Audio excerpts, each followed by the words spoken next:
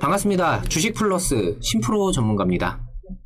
금일 시장은 참 답답함의 연속이었습니다. 글로벌 증시는 반등도 곧잘 나와주면서 무난한 흐름인데 비해서 우리 증시는 맥없이 하방으로만 고꾸라지고 있는 그런 상황이었죠. 글로벌 증시에 비해서 우리 증시만 약세이다 보니까 우리 증시 내부적인 상황에서 지금의 이 하락 이유를 살펴야 한다라는 생각인데, 일단 다들 아시다시피 오스템 임플란트 사태로 인해서 펀드 수급에 문제가 좀 생기면서 영향이 있었고, LG 에너지 솔루션 공모주 청약을 앞두고 시장에 수급이 좀 돌지 않으면서 전체적으로 흘러내리는 지금의 상황이 유지가 되고 있습니다. 해가 바뀌면서 나타난 이 외인과 기관 등 메이저 수급들의 이탈은 지금도 계속해서 이어지고 있는 상황이고, 힘든 시장을 겨우겨우 버티던 이 개인들 역시 공모주 청약을 위해서 너도 나도 기존 종목 이탈에 합세하는 그런 그림입니다. 그러한 이탈 매물을 개인이 오롯이 받아내고 있는데 아무래도 역부족일 수밖에 없는 그런 상황이죠. 당장 LG 에너지 솔루션의 청약 환불일인 이번 주 금요일부터 조금씩 시장 수급 문제가 해결이 되면 반등의 기미를 보일 수 있지 않을까? 이렇게 좀 기대를 해볼 수는 있겠지만, 기업들의 물적 분할과 신규 상장에 따른 기업 가치 희석이 고스란히 기존 주주들의 피해로 이어지는 지금의 구조로 인해서 전체적인 시장에 대한 투자 심리 악화와 이 악순환 반복 등 근본적인 문제가 해결되지 않는다면은 설령 반등이 나오더라도 제한적으로 그칠 가능성이 현재로서는 높아 보입니다. 금일 시장 같은 경우를 보더라도 장 막판에 조금 회복되는 그런 흐름으로 좀 가기는 했어요. 코스닥 같은 경우도 그렇고 코스피 같은 경우에도 장 막판에 일정 부분 좀 회복하는 그런 흐름으로 좀 마무리가 되었는데, 명확하게 지금의 이 시장을 끌어올릴 요소가 없고 오히려 이 글로벌 증시의 우려감이 계속해서 새롭게 생겨나고 있는 지금 이 정도 빠졌으면 좀 오르지 않을까?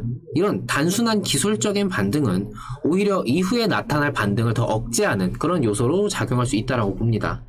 차라리 밀릴 때는 확실하게 밀려버려야지 이후에 반등도 좀 시원하게 나올 텐데, 지금으로서는 어설픈 회복을 하는 게 좀 개인적으로 아쉽습니다. 이번 달 들어서 보면은 코스피 같은 경우에는 마이너스 3% 가까이, 그리고 뭐 코스닥 같은 경우에는 마이너스 7.3% 정도 하락을 했습니다.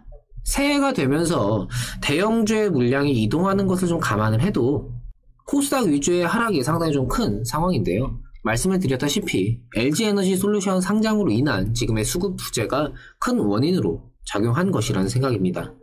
여기에 글로벌 증시를 보면은 러시아와 서방의 분위기 과열이 계속해서 좀 확대가 되고 있고, 전 세계 공급망이 중국의 코로나로 인한 폐쇄 조치로 인해서 심한 압박을 받을 수 있다라는 전망도 나오고 있죠.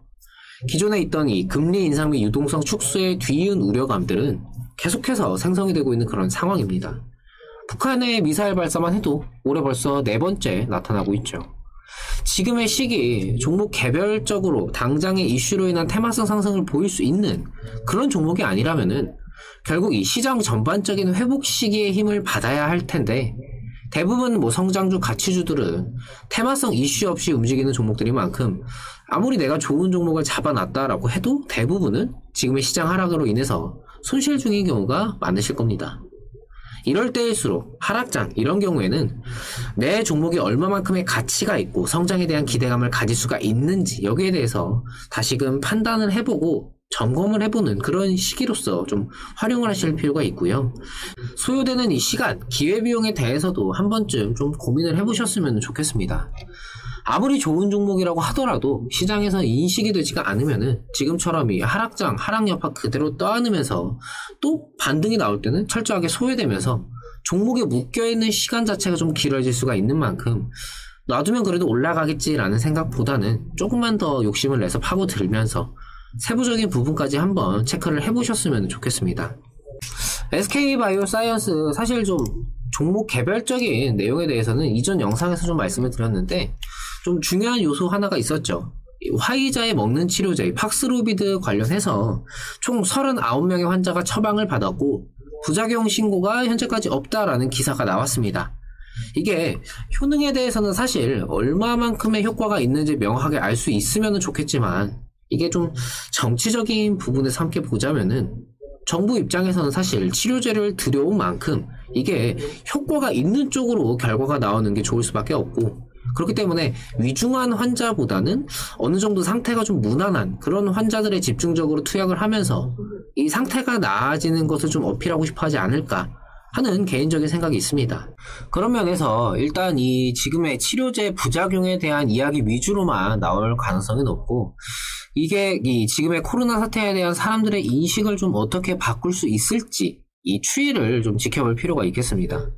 매일 투약자들에 대한 현황을 공개하기가 어렵다라는 발언도 더해졌고, 이 치료제의 효능에 대해서는 별도의 연구를 2월 중에 좀 시작을 할 수 있도록 기획을 하고 있다라고 밝혔는데요. 매주 금요일에 먹는 치료제의 처방 및 공급 현황에 대해서 발표한다라고 하니 이번 주 금요일 LG에너지솔루션 청약 환불로 인한 시장 수급 개선과 좀 맞물리면서 이슈성 수급이 조금이라도 유입이 되면 좋겠는데, 일단 SK바이오사이언스 금일 이 기관의 유입은 나름대로의 긍정적인 상황으로 좀 가고는 있다라고 좀 이야기를 할 수 있을 것 같습니다. 뭐 연기금이나 사모펀드, 뭐 금융투자 이쪽에 수급들이 금일 유입이 되는 모습들이 있었는데, 다만 이전에도 간헐적으로 좀 그때그때 나왔던 것이 이 외인과 기관의 이 메이저 수급들이었던 만큼 이게 정말 어떤 내용이 있어서 미리미리 준비를 하는 건지, 여기에 대해서는 이후 수급 유입이 좀 연속적으로 계속해서 이어지는지를 보면서 다시 판단을 해볼 필요가 있겠다라는 말씀을 좀 드리고 싶습니다. 지금은 여전히 이 시장 전체적인 상황에 대한 변화, 이것을 체크하고 나서 종목 개별적인 그런 단계로 넘어가야 하는 만큼 지금의 시장 상황에 대한 판단을 우선적으로 하시면서 동시에 SK바이오사이언스 관련된 직접적인 내용들을 추가적으로 판단하면서 거기에 맞춰서 종합적으로 대응을 하실 필요가 있겠습니다. 추가 상황에 대해서는 제가 다시금 영상 통해서 말씀을 드리도록 하겠습니다. SK바이오사이언스는 지금 시점에서 뭔가의 결론을 내릴 수는 없는 그런 종목입니다. 현재 뭐 치료제 관련된 부분도 어떻게 진행이 되는지를 봐야 되겠고, SK바이오사이언스가 현재 가장 중점적으로 좀 주식에 좀 관여할 수 있는 그런 이슈인 백신 관련해서도 어떤 식으로 뭔가 좀 가시적인 성과가 나와줘야 되겠죠. 현재로서는 이후의 전망에 대해서만 계속해서 반복적으로 수정하고 보완해 나가면서 지금의 상황 어떻게 대처를 해야 될까 고민만 할 수밖에 없는 그런 상황입니다.